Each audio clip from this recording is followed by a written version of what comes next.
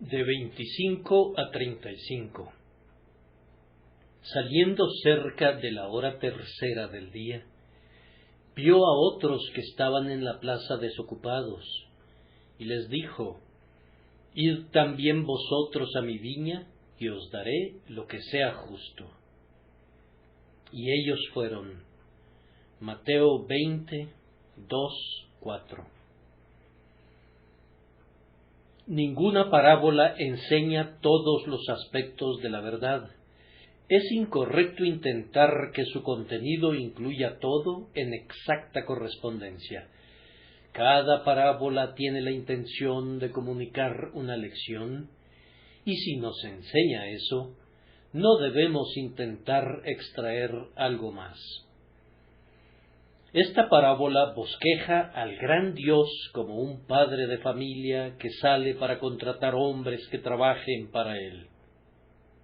Pero no nos imaginemos que Dios nos necesita. Él era perfecto, perfectamente feliz y perfectamente glorioso, mucho antes que el ala del ángel batiera el espacio y antes que el espacio y el tiempo tuvieran existencia. Dios siempre fue y es autosuficiente, no depende de nada afuera de Él mismo para su existencia.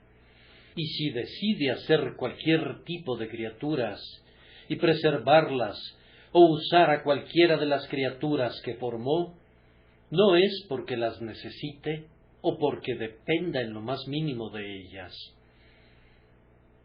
Si Dios sale, en su gracia maravillosa, a contratar a cualquiera de nosotros para que trabajemos en su viña, no es porque nos necesite, sino más bien porque nosotros lo necesitamos a Él. No nos pone a trabajar porque necesite obreros, sino porque nosotros necesitamos trabajo. No nos llama porque requiera de nosotros, sino porque nosotros requerimos ser llamados. Por tanto, que nadie se atribuya gran importancia a sí mismo, como si la causa de Dios o su reino dependieran de alguien. Es posible que algunas veces, en nuestra pequeña esfera, nos figuremos que si nos fuéramos, abriríamos una gran brecha. Pero el Señor no nos necesitó antes de nacer, ni tampoco nos necesitará después de morir y partir. Su obra en realidad no sufre nunca, a pesar de todo. Los obreros mueren, pero la obra sigue. Por tanto, si fueras tan osadamente perverso como para suponer que Dios verá su gloria disminuida si te opones a Él en algo, o que Dios sufrirá porque no tienes la intención de servirle, estás gravemente equivocado. La pérdida de gloria será tu pérdida, amigo, no de Dios, y la pérdida de beneficios será tu pérdida, no de Dios. Si Él tuviera hambre, no te lo diría, pues los millares de animales en los collados son suyos, así como el mundo y su plenitud. Él puede llevar a cabo sus propósitos eternos sin nuestra ayuda, y de igual manera puede efectuarlos aun si decidimos resistirle. Él es infinitamente más grande que nosotros, de tal manera que lo que debo decirles esta vez acerca de ir a trabajar para Dios en su viña no debe entenderse como si nosotros pudiéramos hacer algo meritorio a los ojos de nuestro Hacedor, o como si Él tuviese alguna necesidad de nosotros.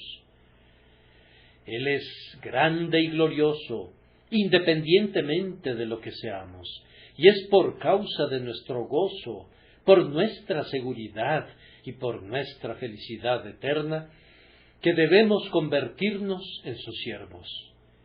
Para el recto ordenamiento de nuestras vidas, es necesario que nuestros corazones estén afinados para entonar la música de gozo y que seamos afinados por la obediencia a su voluntad y que aprendamos a servirle. Mi oración es que, en esta misma hora, algunos que nunca han conocido a nuestro Salvador le encuentren porque Él se da a conocer a ellos y los contrate en su servicio. Primero voy a comenzar preguntando, ¿por qué se describe que el Señor sale? Por favor, observen lo que el versículo 1 de este capítulo dice. El reino de los cielos es semejante a un hombre, padre de familia, que salió por la mañana. Luego dice en nuestro texto, saliendo cerca de la hora tercera, y en el versículo 5, salió otra vez cerca de las horas sexta y novena. Y en el versículo 6, y saliendo cerca de la hora undécima, halló a otros que estaban desocupados. ¿Por qué se describe que Dios salió? Este lenguaje es usado, primero, para enseñarnos que el impulso para servir a Dios siempre proviene de Dios, nunca brota internamente en su inicio de nosotros. Si alguien quiere servir a Dios, es porque hubo otra voluntad que movió su voluntad, pues de lo contrario esa voluntad nunca se habría inclinado hacia Dios. Dentro de los diferentes grupos de hombres mencionados aquí, nadie fue a la viña para solicitar empleo, ya fuera temprano en la mañana o más tarde en el día. El padre de familia salió a la plaza y contrató a sus hombres. A la hora tercera, a la hora sexta y a la hora novena, nadie había venido por su propia voluntad. En cada caso, el primer movimiento surgió de parte del padre de familia, salió por la mañana a contratar obreros para su viña. Y a la hora undécima, aunque el día iba aproximándose a su fin y el sol casi se había ocultado, aún entonces los hombres no habían sido lo suficientemente sabios para desear concluir su día en el servicio apropiado. A esa hora todavía permanecían desocupados en la plaza, como lo habían estado todo el día, hasta que el generoso patrono salió y les reconvino e indujo para que fueran a la viña. Nadie viene a Dios jamás, sino hasta que Dios viene a él primero. Así que es mi deseo sincero que los impulsos de la gracia divina puedan ser sentidos por muchos corazones en este momento. Dios el Espíritu Santo obra en el juicio, en el entendimiento, en los afectos, en los temores, en las esperanzas y en la voluntad de los hombres, y conforme obra en ellos, hace que los hombres se ofrezcan voluntariamente en el día del poder de Dios para volverse a Él y entrar a su servicio. Ese es, creo yo, el primer significado de la salida de Dios. A continuación, significa que hay tiempos y ocasiones cuando Dios manifiesta especialmente su gracia. Yo creo que esas ocasiones se dan cuando el Evangelio es predicado. En esta iglesia en particular, y bajo un ministerio que abarca aproximadamente 32 años, hemos gozado casi continuamente del poder de conversión de la gracia de Dios. ¿Ha habido algunas veces un mayor crecimiento o una pequeña disminución de vez en cuando? Pero en general, el raudal ininterrumpido de bendiciones ha fluido casi al mismo ritmo todo el tiempo. Nunca fue tan profundo ni su corriente tan poderosa como ahora, por lo que alabamos al Señor con todo nuestro corazón. Pero ha sucedido con las iglesias a menudo que hay ciertas ocasiones cuando los hombres son traídos a Cristo en grandes números, La palabra penetra con inusual poder y hay una súbita lluvia de flechas de convicción, y los heridos gritan: ¿qué haremos para ser salvos? Hay un gran derramamiento del bálsamo sanador, y las heridas del pecado son curadas, y el sangrado de la conciencia traspasada es restañado. Cuando Dios sale de su escondite, por decirlo así, para tratar de esta manera con las almas de los hombres, es un tiempo de avivamiento. Personalmente, para la mayoría de los hombres, hay un tiempo para la salida de Dios, cuando son especialmente impulsados a las cosas santas. Algunos lo experimentan en su niñez. Cuando todavía son muy jóvenes, Dios habla con ellos como lo hizo con Samuel. Tal vez en su camita por la noche, Él viene y les dice: Samuel, Samuel, y luego les ayuda a responder: heme aquí, ¿para qué me has llamado? Para otros, Dios viene un poco más tarde, cuando es la hora segunda del día, en el apogeo de la vitalidad de su juventud. Ha sido un gran privilegio para algunos de nosotros que el Señor nos llamara cuando éramos jóvenes todavía, y es una gran bendición que Dios venga a nosotros en ese importante período de nuestra historia. Para otros, Él viene cuando han avanzado un poco más en la vida, y bendito sea Dios, Él viene también cuando el día está cercano a su clausura, cuando los surcos del esfuerzo son visibles en sus semblantes y las nieves de la edad cubren sus cabezas. Él viene con poder, por el llamamiento eficaz del Espíritu Santo, y les habla, y ellos se someten a su palabra y se entregan para ser sus siervos por el resto de sus vidas. Oren, amados hijos de Dios, para que el divino Padre de familia salga a la plaza ahora y hable eficazmente por su gracia a jóvenes y a viejos. Si el padre de familia de la parábola hubiera enviado a sus siervos para contratar a estos hombres, es posible que nadie hubiera ido a la viña. Pero como él salió y les habló personalmente, fueron siguiendo sus instrucciones. Y esto sé, que yo, pobre criatura que soy, aunque me pare y hable con todo mi poder, no tengo en mi cinturón las llaves de los corazones humanos. Puedo hablarles al oído, pero no puedo pasar de allí. En cambio, si mi Señor sale en todo el esplendor de su gracia omnipotente, no llamará en vano, pues Él tiene las llaves de los corazones humanos, el que abre y ninguno cierra, y cuando habla eficazmente, los hombres vuelan a Él como palomas a su palomar.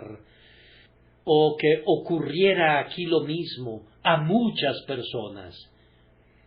De esta manera he respondido a la primera pregunta: ¿por qué se dice que el Señor sale? La segunda pregunta es: ¿cuál es la hora mencionada aquí? Saliendo cerca de la hora tercera del día, vio a otros que estaban en la plaza desocupados.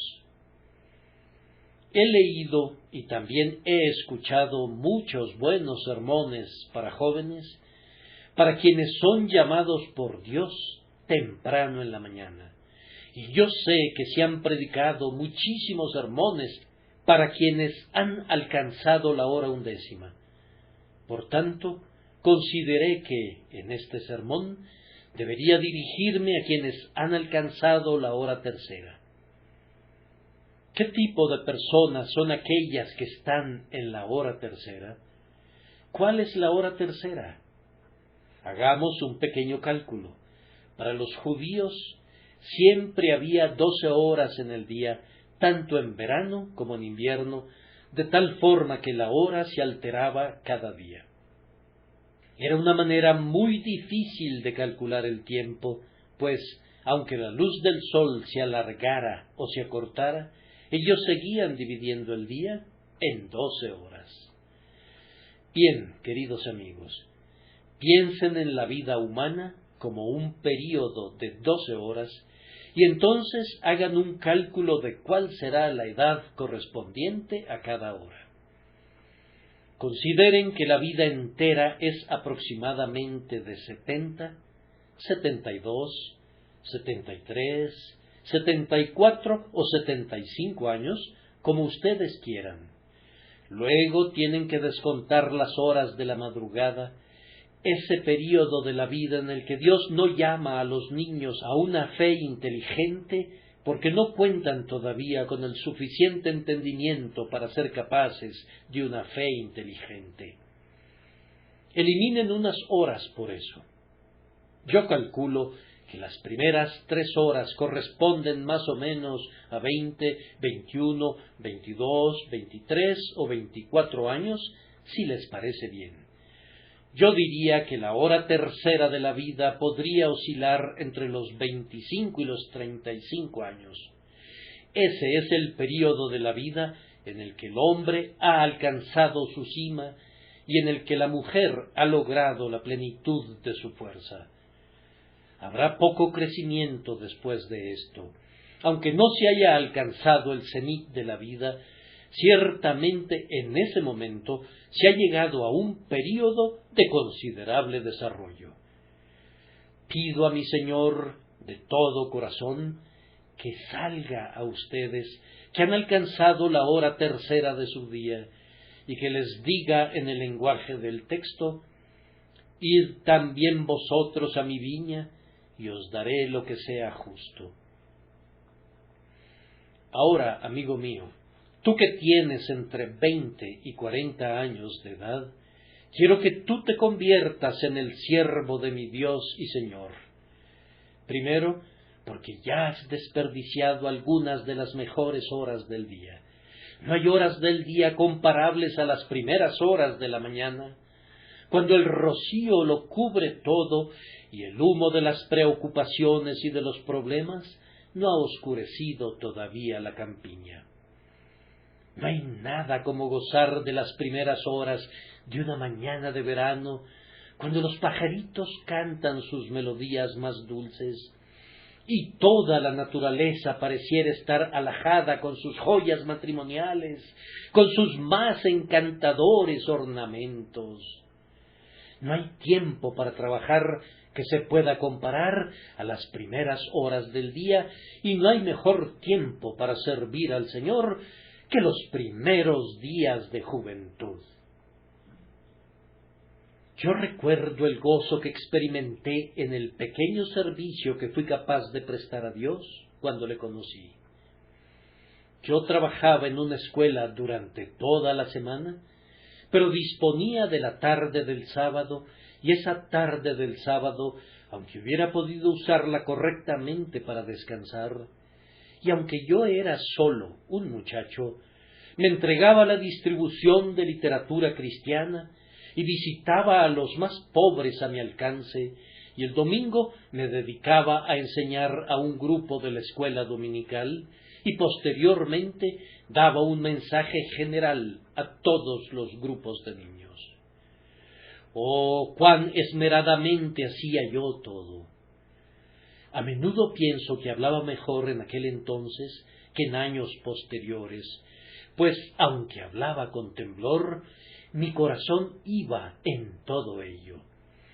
Los domingos comencé a predicar en las aldeas vecinas y luego predicaba todas las noches durante los días de semana. Yo solía decir entonces lo que brotaba espontáneamente de mi corazón. Tenía poco tiempo para apoyarme en los libros. Mi biblioteca principal eran la palabra de Dios y mi escasa experiencia, pero yo predicaba con toda mi alma. Indudablemente decía muchos disparates y hablaba con muchas debilidades y con la insensatez propia de la juventud, pero, oh, con un intensísimo deseo de llevar a los hombres a Cristo. Recuerdo cómo sentía que habría podido entregar alegremente mi vida, si con eso hubiera podido ser instrumento de salvación para algún pobre hombre, o hubiera podido llevar a algún muchacho de mi propia edad a los pies del Salvador. No hay nada en años posteriores comparable a las obras realizadas temprano en la mañana. Sin embargo, amigo mío, tú has dejado pasar ese periodo. Tú tienes 25 años, o 30 años, o tal vez tienes 35, y ¿no eres salvo todavía? Entonces, no desperdicies más el valioso tiempo. Ve de inmediato al crucificado, mi adorable Señor y Maestro. Allí está, ceñido con una corona de espinas. Dale por lo menos lo que resta de tus días y ruégale que te perdone por haber vivido tanto tiempo sin haberle amado y servido. Además, tengo que suplicarte que vengas a Cristo en esta edad, porque ya se están formando en ti hábitos de ociosidad. No, dirás, no es así. Me refiero a ociosidad espiritual. Todavía no has hecho nada por Cristo, ni siquiera has considerado qué es lo que puedes hacer, ni has considerado en qué lugar de la viña podrías encontrar una ocupación. Si puedes podar las vides, o regarlas, o vendimiar las uvas, o pisar el lagar.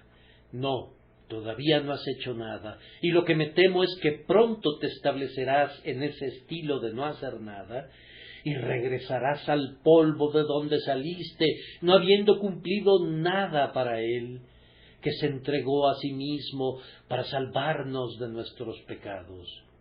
No te quedes en esa condición ni un instante más. La cera ya no está muy suave, se está comenzando a endurecer, antes de que se afirme lo suficiente que el sello de la gracia soberana sea impreso en ella, para que tu vida todavía pueda mostrar la huella de Cristo. Por otra parte, Satanás está muy listo con sus tentaciones, y tú sabes, él siempre encuentra algún nuevo mal en que manos ociosas se puedan ocupar. Todavía no has cometido ningún pecado visiblemente terrible, espero. Tal vez te has conservado como el joven de la narración que leímos, bastante puro y limpio externamente. Bien, pero tú no te das cuenta que, como eres muy buena persona en tu propia opinión, tienes una grandísima propensión a ser asediado por Satanás, y si él logra que te entregues a las concupiscencias de la carne, o a cualquier placer pecaminoso y vano, se deleitará mucho arruinándote. Oh, cómo desearía alistarte en la milicia de mi Señor. Sienta plaza, quiero decir, cree en el Señor Jesucristo y acéptalo como tu Salvador y conviértete en su fiel siervo. Desearía poner un azadón en tus manos, o una podadera, o algo mediante lo cual seas inducido a entrar en la viña de mi Señor para servirle. ¿Has alcanzado los 25, o 30, o 35 años? Y yo necesito que vengas a Cristo, porque tu sol puede ocultarse al mediodía. Tales cosas suceden. Esta mañana, cuando echaba un vistazo a esta congregación, recordé a un viejo amigo que solía sentarse aquí, al frente, y que se fue al cielo hace unas cuantas semanas. Y allá acostumbraba sentarse otro hijo de Dios, un querido amigo que fue a su hogar hace muy poco tiempo. No voy a recorrer con el pensamiento todo el lugar, pero lo miro a menudo recordando dónde solían sentarse aquellos que están con Dios ahora. Uno tras otro se han ido, algunas personas bastante mayores, pero entre los que han muerto ha habido muchos que eran bastante jóvenes. Yo hubiera esperado que ellos estuviesen presentes en mis funerales y en los de ustedes, pero en lugar de eso, ellos han sido llevados tempranamente a la tumba, la mayoría de los que recuerdo, gracias a Dios, con buena esperanza, llevados con alegría a sus tumbas, porque nosotros sabíamos que, por la gracia de Dios, estaban maduros para la gloria. Pero, ¿qué pasaría si el llamado llegara para ti, querido amigo, antes de haber comenzado a servir a tu Dios? No, no debe ser así, ¿no es cierto? ¿Acaso no hay algo en tu corazón que parece decirte, por la gracia de Dios, no será así? Voy a buscar a Jesús ahora y me voy a entregar a Él, que se entregó a sí mismo por mí. Además, me parece que si Dios te conserva, es porque hay una buena oportunidad de trabajo delante de ti. Al contemplar aquí a mi alrededor a hombres y mujeres en la flor de su edad, y sabiendo que muchos de ellos todavía no han sido convertidos a Dios, siento, queridos amigos, que no serán de Satanás, ni del mundo, ni del pecado, sino que deben pertenecer a Cristo. Él es un Salvador y Señor tan glorioso que yo desearía vehementemente ver a todo el mundo a sus pies. Él merece tanto que, si todos los reyes se postraran delante de Él y todos los príncipes le llamaran bendito, lo merece con creces, y si tú lo haces, harías lo correcto. ¿Qué vida podrías llevar todavía? ¿Qué utilidad? ¿Qué felicidad? ¿Qué bendición podrían ser tu porción todavía? Si pudieras ver a través de un telescopio que te revelara lo que serías si tu corazón fuera consagrado a Dios, ¿qué cielo acá abajo y qué cielo arriba te esperan? Estoy seguro que te someterías ahora al llamado del grandioso padre de familia y entrarías a su viña antes de salir de este edificio. Ahora permítanme intentar responder a una tercera pregunta. ¿Qué estaban haciendo estos hombres a quienes les habló el padre de familia? Estaban en la plaza desocupados. No voy a dilatarme sobre este punto, pero debo hablar un poco acerca de algunos que están en la plaza desocupados. En un sentido literal, muchos están completamente desocupados. Hay todavía muchos hombres y mujeres cristianos. No me refiero a hombres cristianos y a mujeres cristianas, sino a aquellos que deben ser cristianos, pero que están verdaderamente desocupados. Algunas veces, cuando he estado junto al mar en Menton, Francia, y en otras partes, he visto a muchísimas personas prósperas a quienes no les importa nada, que están perfectamente bien y sin embargo están desperdiciando su tiempo un día tras otro. Casi he llegado a pensar, si fueran arrojados al Mediterráneo, ¿quién perdería algo por su ausencia?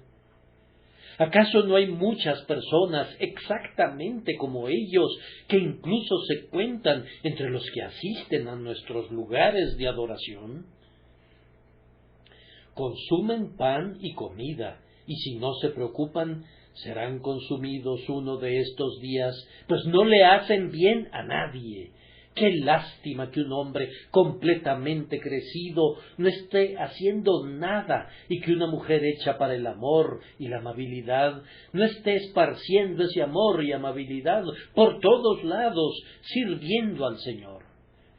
A aquellos que oscilan entre los 30 y 40 años, que todavía están desocupados, deseo decirles con toda sinceridad, en el nombre del Señor Jesucristo, acérquense a Él por fe, confiesen su ociosidad y todos sus demás pecados, busquen su gracia y su misericordia, y luego entren en su viña y sírvanle mientras puedan.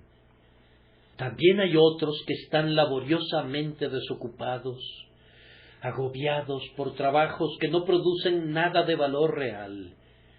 El hombre que está gastando toda su vida en su negocio, viviendo simplemente para ganar dinero, no tiene sino metas triviales, pues lo acaparan los objetivos temporales. El que vive para Dios, para Cristo, para el bien de los hombres, vive para cumplir un objetivo digno de un ser inmortal. Pero el que vive para su propio engrandecimiento, vive para cumplir un objetivo tan temporal y trivial que puede ser descrito como desocupado, aunque se agote hasta la muerte en su labor. Ah, amigo, si eso es todo lo que haces, el Señor te considera un desocupado. No estás haciendo nada para Él, nada que valga la pena, nada que pueda ser escrito en el rollo y en el registro de la historia, como una gran hazaña realizada por un alma redimida con la sangre de Cristo. Oh, ustedes desocupados laboriosos, pido que sean conducidos a ir y trabajar en la viña del Señor. Hay algunos que están desocupados debido a su constante indecisión. No son completamente malos, pero no son buenos. Ellos no sirven al diablo, excepto por su negligencia de servir a Dios. Aunque están desocupados, están llenos de buenas intenciones, pero han estado llenos de buenas intenciones desde hace mucho tiempo.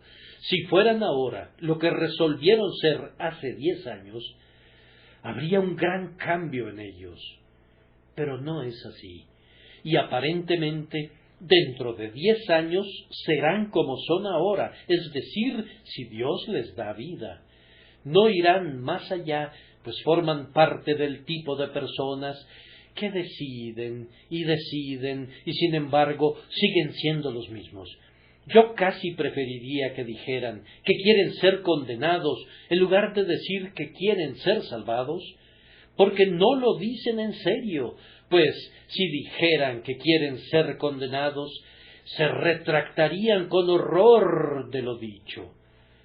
Pero ahora juegan con Dios y con la eternidad y con el cielo y con el infierno y dicen, lo haré, lo haré, lo haré, y siempre es, lo haré, aunque nunca convertirán ese lo haré en una realidad presente. Amigos, si una casa se está incendiando y ustedes estuvieran en uno de los pisos superiores, sería una lástima que dijeran, voy a escapar pronto, cuando las llamas alcancen otro piso. Debo esperar un poco. No, ustedes estarían ansiosos de escapar de inmediato. Estoy seguro que querrían hacer eso. Y la sabiduría dicta que un hombre no debe platicar y decir siempre, lo haré, y sin embargo no cumplir nunca con el propósito. La sabiduría dicta que, por la gracia de Dios, debemos decir, he llegado al fin de mi indecisión. Voy a comenzar a vivir para Dios si Él me da la vida espiritual. Voy a deshacerme de las obras de las tinieblas si Dios me da la luz espiritual. Voy a arrojarme a los pies de Jesús y clamar, sálvame, oh Señor, pues anhelo escapar de mi pecado y ya no ser más un desocupado. No voy a hablar más sobre ese punto, sino que voy a proseguir a la siguiente pregunta. ¿Qué obra quiere el Señor que desempeñen estos desocupados? Id también vosotros a mi viña. Podría pensarse, de lo que escuchas de otros hombres, que el servicio de Dios es un asunto muy difícil. pesado, lúgubre, duro y fatigoso. Pero no es así. La labor que el Señor quiere que hagamos es muy apropiada y adecuada para nosotros. Él quiere que reconozcamos que somos pecadores y por tanto quiere que vengamos y que seamos purificados. Y cuando hayamos sido purificados, Él quiere que nos demos cuenta que es nuestro gozo, nuestro deber, nuestro privilegio y nuestra delicia publicar las alabanzas de quien nos ha salvado de esta manera. El servicio de Dios es el empleo más adecuado al que se puede entregar un hombre. Nunca lo degrada y nunca lo cansa, pues en el servicio de Dios ganamos nueva fuerza, y entre más le sirvamos, más le podremos servir. Amados amigos, el Señor les invita a un servicio en el que Él les dará todas las herramientas y toda la fuerza que necesiten. Cuando Él les envía a su viña, no espera que vayan primero a casa para recoger una canasta de herramientas. Dios no espera que los pecadores encuentren a su propio Salvador y nunca envía a sus soldados a la guerra con sus propias municiones. Quien se entrega para ser un siervo de Dios se descubrirá singularmente preparado y especialmente provisto para hacer todo lo que Dios le pide que haga. Más aún, si vienes a la viña del Señor, querido amigo, trabajarás con Dios y así serás ennoblecido. Eso me parece a mí que es lo más maravilloso de nuestro servicio, que somos colaboradores suyos.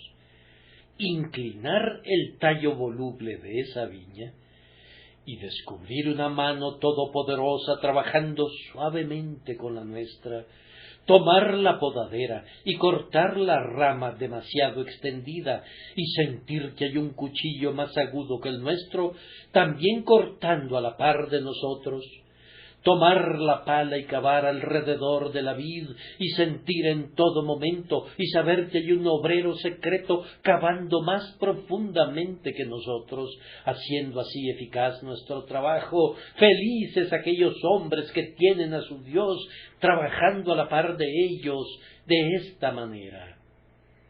Amados, si están construyendo para Dios y levantan la cuchara de albañil o el martillo y sienten que hay otra mano que levanta otra cuchara y otro martillo construyendo con ustedes y edificando por ustedes, son honrados divinamente, pertenecen a la nobleza del cielo si Dios obra con ustedes, y es para ocupar esa posición que Él los invita cuando dice: «Id también vosotros a mi viña».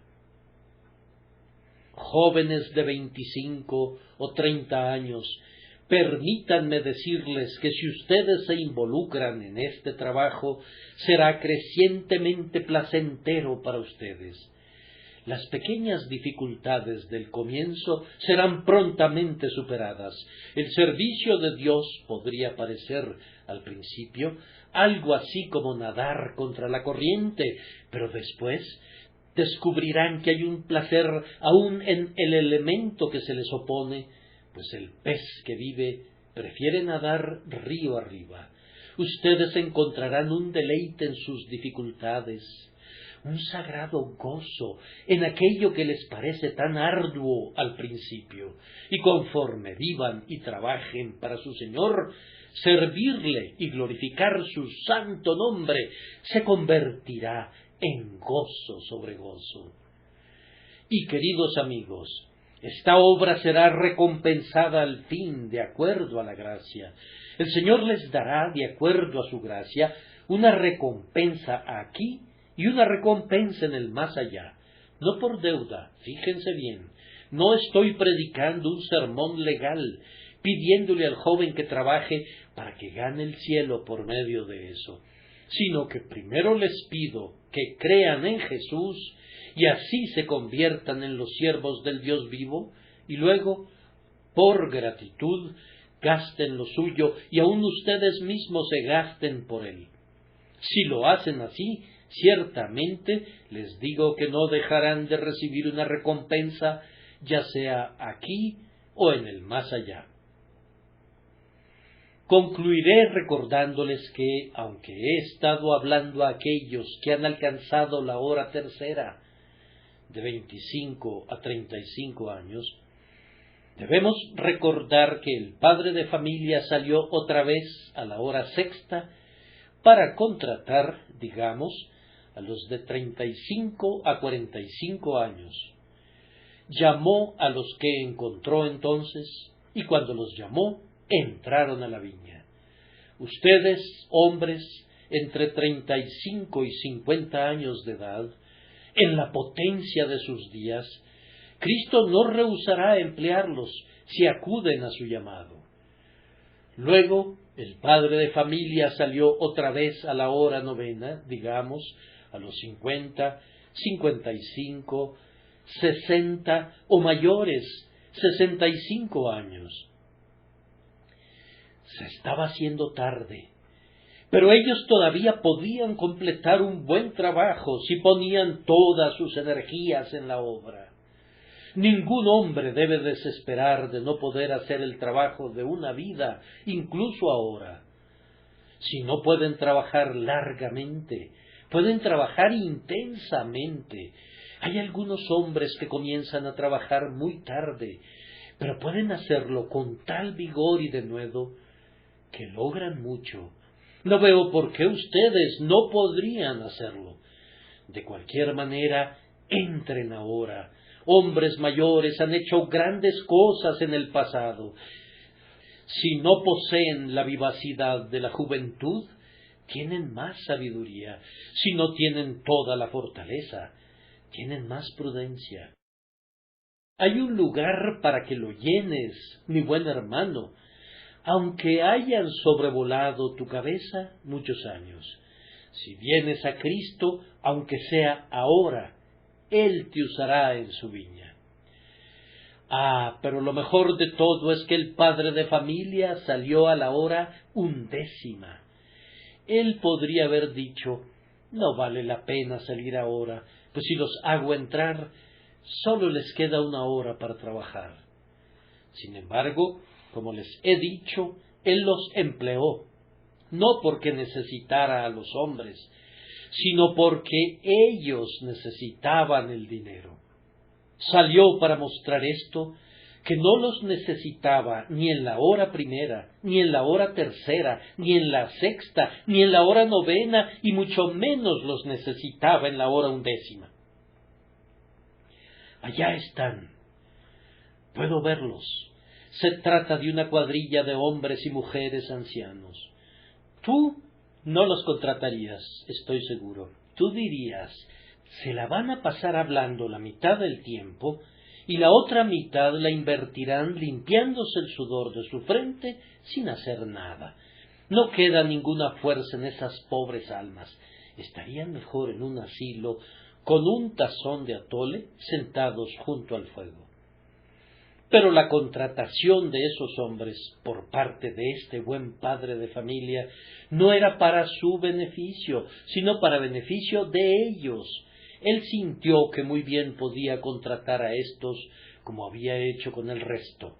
Así que les dijo, es la hora 11, pero vayan y trabajen en mi viña y recibirán lo que sea justo. Yo siento que es un gran gozo haber sido llamado para trabajar para mi Señor en las tempranas horas del día de mi vida, y espero poder decir, oh Dios, me enseñaste desde mi juventud y hasta ahora he manifestado tus maravillas. Ahora también, aun en la vejez y en las canas, oh Dios, no me desampares hasta que anuncie tu poder a la posteridad. No pienso que mi Señor despida a su viejo siervo. Cuando envejezca, tú te hubieras podido cansar de mí, pero Él no. Él escuchará mi oración. No me despidas de tu servicio, Señor. Lo mejor y más feliz de todo es que hayamos servido a nuestro Señor desde nuestra juventud. Pero, querido amigo anciano, Si te has perdido de ese privilegio para tu propia desgracia y tristeza, si eres ahora un anciano inconverso o una anciana que no es salva, incluso en este momento el Señor los está invitando. Él los llama, los invita a venir y ser bienvenidos.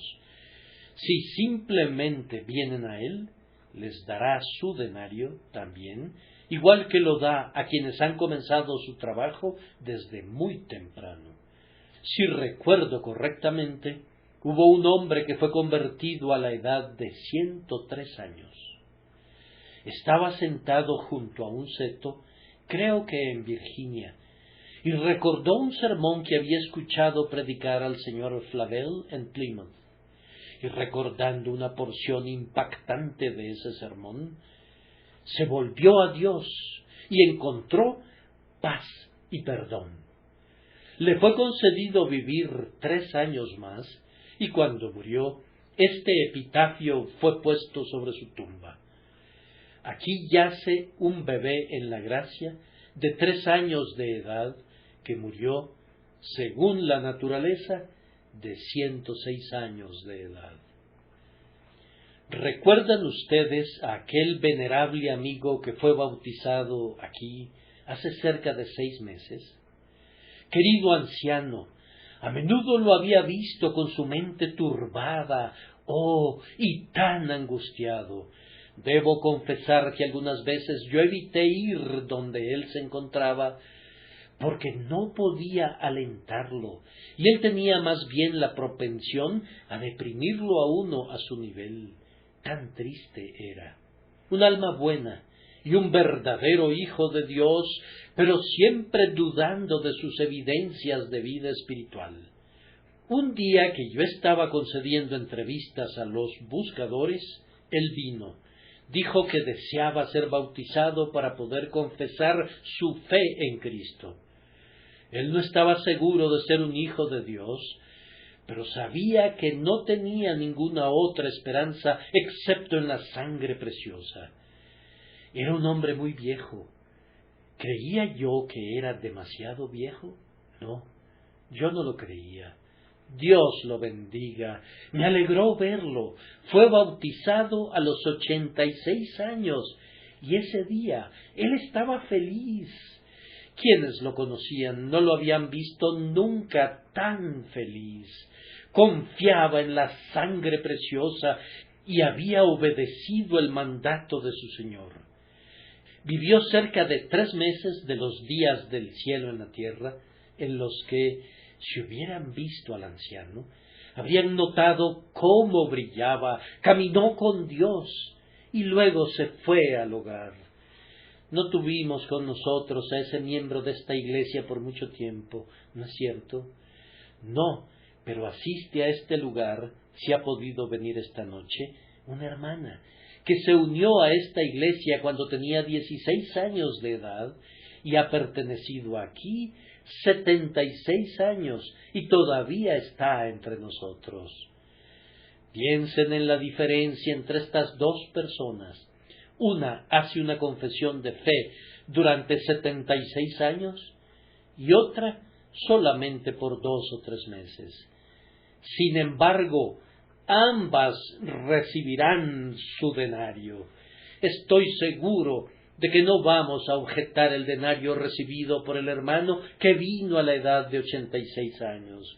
Nos alegra que participe en la repartición completa de la bendición aquí y en el más allá.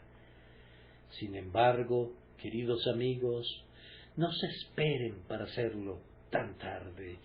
Y si se han detenido hasta ahora, apresúrense y vayan a Cristo de inmediato. Que su Santo Espíritu los conduzca y los guíe por Jesucristo nuestro Señor. Amén.